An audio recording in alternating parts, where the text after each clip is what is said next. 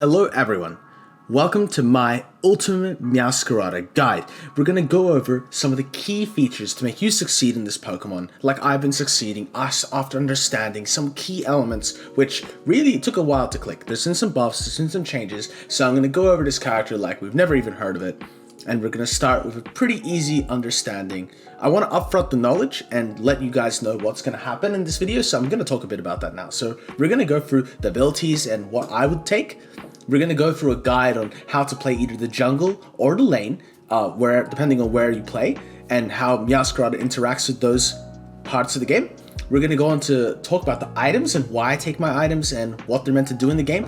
I'm going to show you the gameplay loop and explain why it works like it does and why I take these decisions. And I'm going to show you some secret combos, some things have been working for me. And hopefully from there, you're going to be able to jump into your next rank game and really just, kick it to the next gear, Mascarada. This is a great character. I want you guys to see it as much as I can use it. And let's go. As you can see, I already had 12,000 mastery points. So I've been playing it quite a bit. So right, let's jump into it. Right away, you can just see some extra details here. Nothing too much to worry about. We're just going to jump into the practice arena and we're going to go and start to explain the abilities. So yeah, I like the skin. It's pretty nice.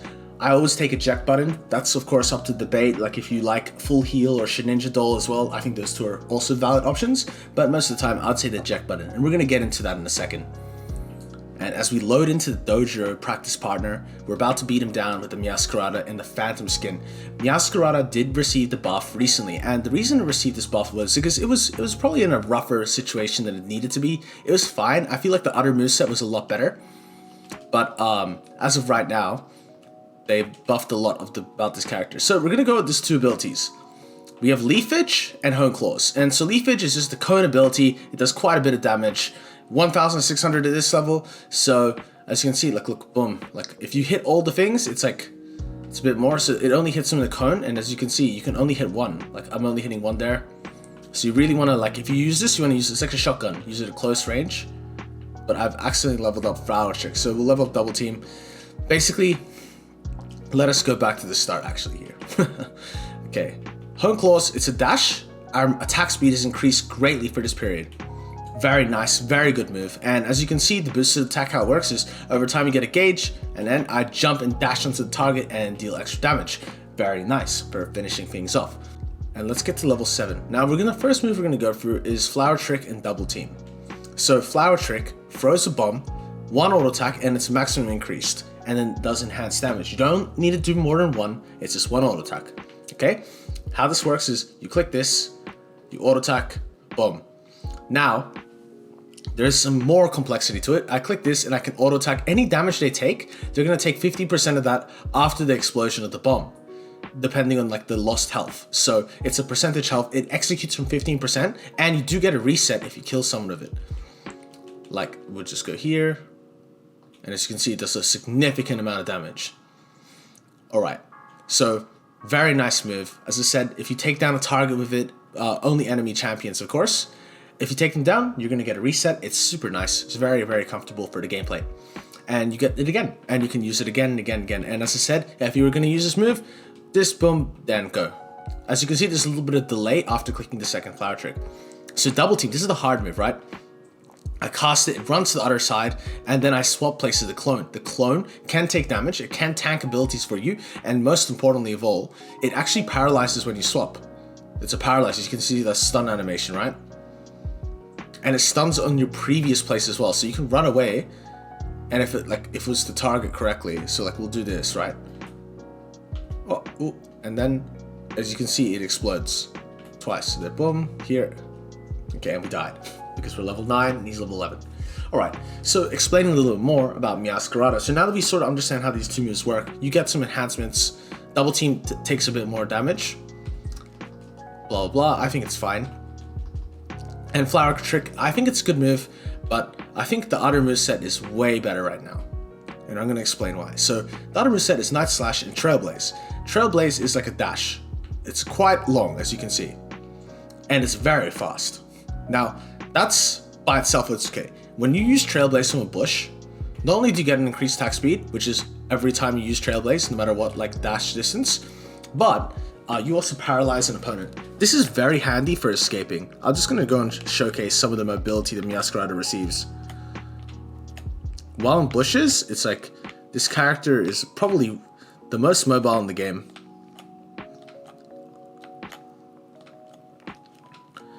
Very little characters that can do this jump. It's very scary. Like, imagine you can do, and this is going to lead up to some of the tricks that I'm going to show you later in the video about how Mascarada operates with this jump in particular. But yeah, this is a very key aspect. Now let's talk about Night Slash a bit. So it's going to all lead in together. When you activate Night Slash, you target the enemy, and targeting this enemy gives you an enhanced rate of critical hits, and it also gives you lifesteal on the target. This is really good, and it's an essential part of Mascarada's kit because I think Mascarada is a little bit on the squishy side and it needs this idea of healing back. So when I cast this on here, I'm gonna get healing for every single BA hit. This is like upwards of 500 healing a strike. You can very quickly get back to full health. And that means that in big team fights where you're able to jump in last when there's no more CC and target like 3 enemies at once and get a big auto, you're gonna get most of your health back, even if you were hit with like every ability they have. I'm going to show you a little bit of a demonstration of like what it would look like to, you know, hunt an enemy. So max range dash, he jumps there, whatever, boom. And we activate passive and he's just dead. Like as you can see, it's just a boom, like just instantly dead. And it's a very, very powerful ability. And as I said, for this reason, I really like Trailblaze and Night Slash. I think they're very powerful, very strong. You might have already heard my button clicking the thing. As you can see, like having a dash like this, it's just absolutely absurd. And the healing, you guys are watching it right now. It's 500 healing a hit if you crit. It's very hard to put away. It's a very quick and fast, agile character that's going to really like allow you. Now, I haven't spoke about this part, but just like Flower Trick, you get a reset on Trailblaze every time you get a kill. And that's very, very scary for the opposition. So something I like to do is like, you know, hide in the bushes, we jump, we like do our claw, we like do 2 auto attacks, we probably kill the guy, and then you can go run away with the extra jump. And it's super nice. Okay, so let's go into an explanation how you clear the jungle first. So central lane recap, right? Okay, so as Mascarada, we'll say, okay, let's just go back to the beginning. We start here, okay, boom. All right, take we'll go, I guess we'll reset everything, right? Boom, reset everything. Okay, we go over the walls, home claws, blah, blah, blah, I hit this. Now, depending on which lane you want to gank, bot or top, I nearly always go for the blue. I like the blue more. I get the blue, takes me forever. Yawn, yawn, yawn. Okay, all right, you get the point. I go down and dash over here, throw a leaf edge. Let me just level up a little bit to show you the emphasis. Okay, throw a leaf edge, boom, attack here, blah, blah, blah. You can auto attack this. You can go dash back here, whatever you want. But basically, you want to sort of leash these 2 camps together to some extent. It makes you do it a lot faster. And then afterwards, after doing them, you come over here, you do your leafage, it's the same thing. This is just the red clear, and then you'll walk out of here. It's a slower clear, but it isn't the slowest. You should be finished at 15. So 9:15, you should enter the lane with home claws and leafage. You're not very strong. I highly recommend you chillax. You know, you don't pick fights with the enemy.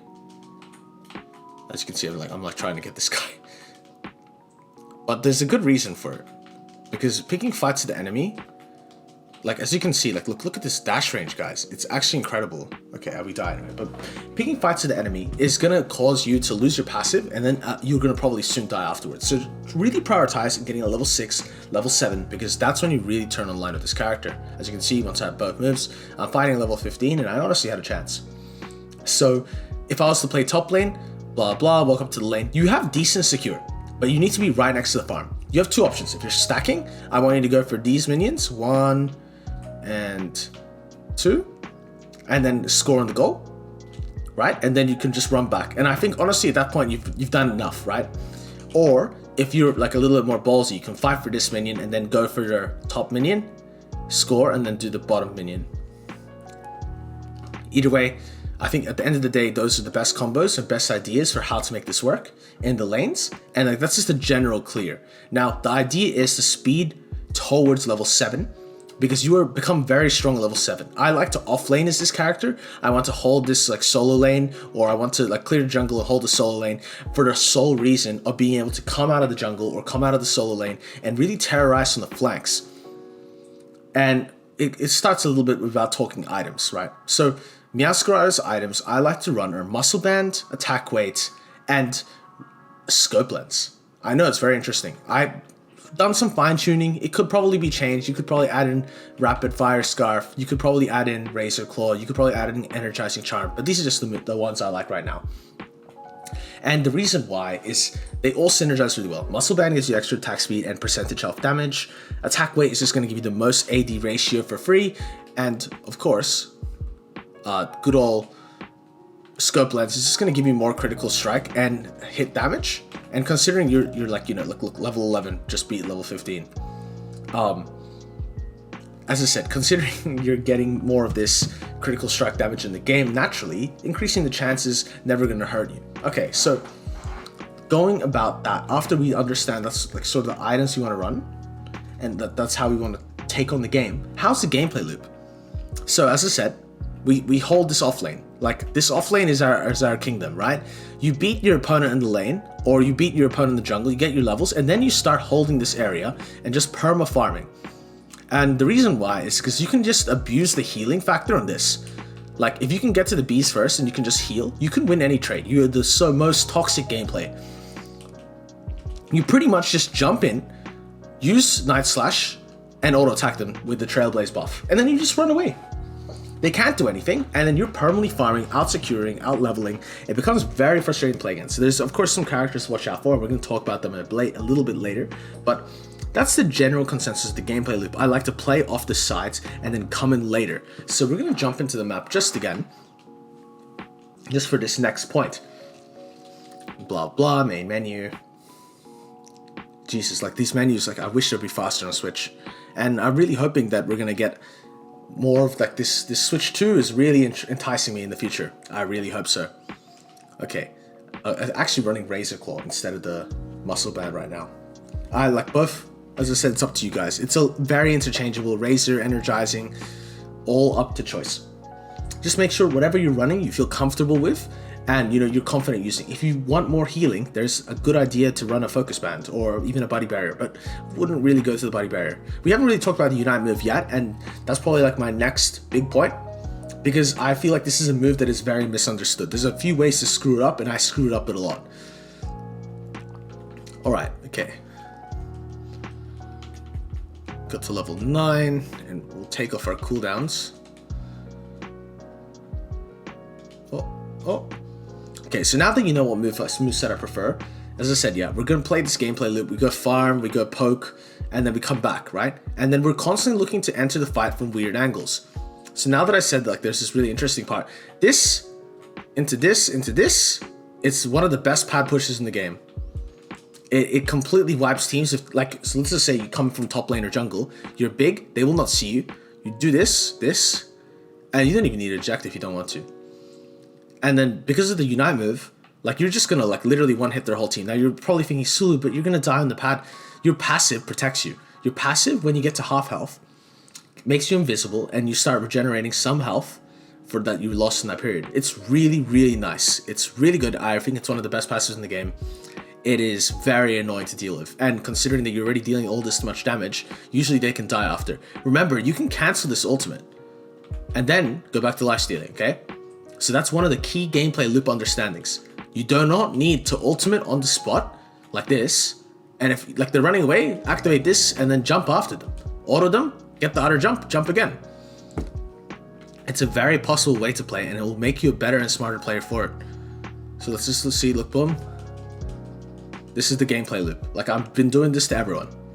And yeah, just because it's a bot, like, I know, it's just like, oh, well, the opponents will fight back. Yeah, sometimes they do, but it's very, very hard once the Trailblaze gets on you with the attack speed buff and the Night Slash slow. It's just adding on a lot. The Razor Claw as well really helps for that reason, this extra slow.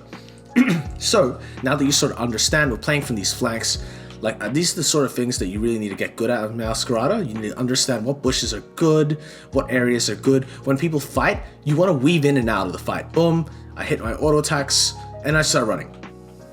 I don't need to fully commit in this game.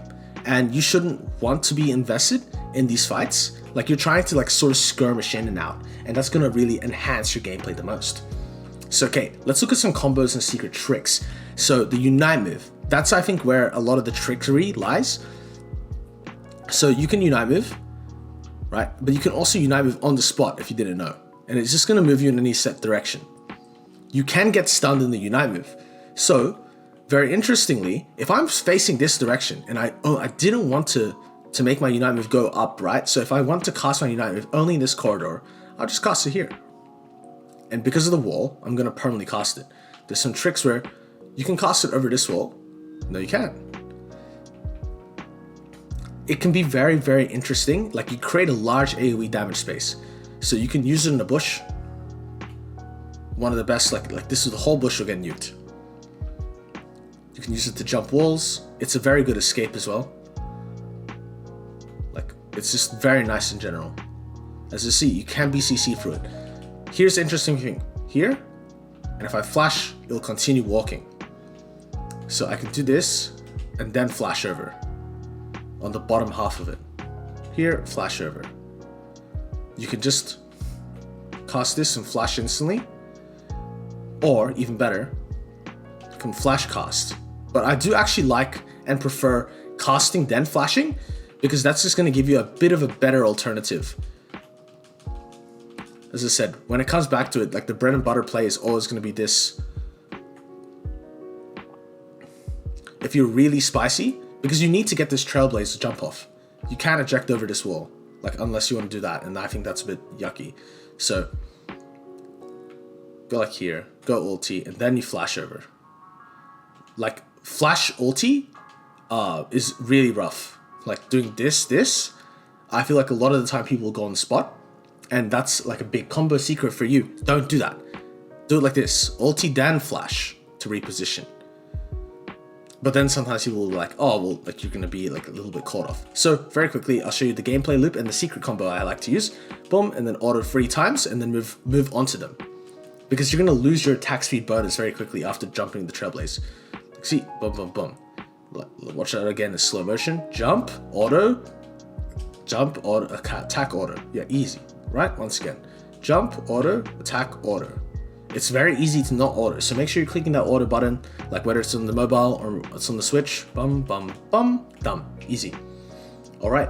Now, as I said, there's a lot of walls that you can vault and jump, but some walls can bring you to like really janky locations. You can jump from this thing all the way to blue buff.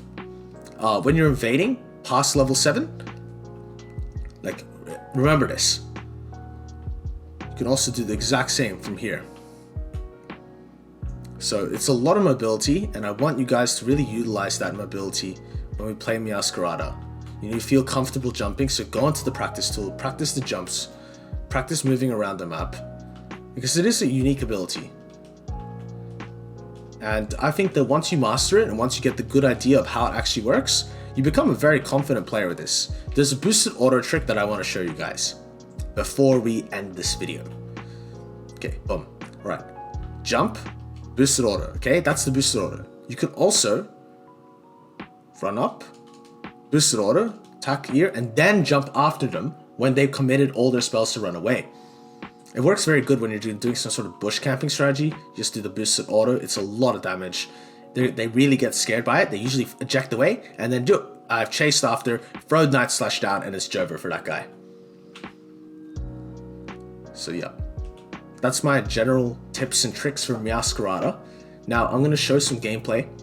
We're going to go over exactly like how effective it is. I use the Unite move. I have a few clips of the Unite move already of like good usages. I think that this is something that generally when you play the fights, look to use the Unite move early, disengage it early. Don't stress too much at the Unite move. I want you guys to think more about these jumps.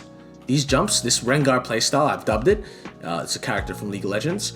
It's quite powerful, and it's very, very effective at picking off bad teammates on the enemy team. And it's also really good at like punishing that uncoordinated aspect of solo queue. So I hope that from today, you've learned a lot of lessons about Mascarada and about how it all works. And what I want you all to do is synthesize all this information together by dropping a like subscription, and a comment down or like about maybe something else you want to learn about this character or another character in the future. I'll be posting more videos every single day, and I'm really looking forward to seeing you all grow alongside me as we're so close to reaching the monetization goal. Only 250 more subs, so anything would mean the world to me, okay? So I hope you all have a wonderful day, and I'll see you in the next video.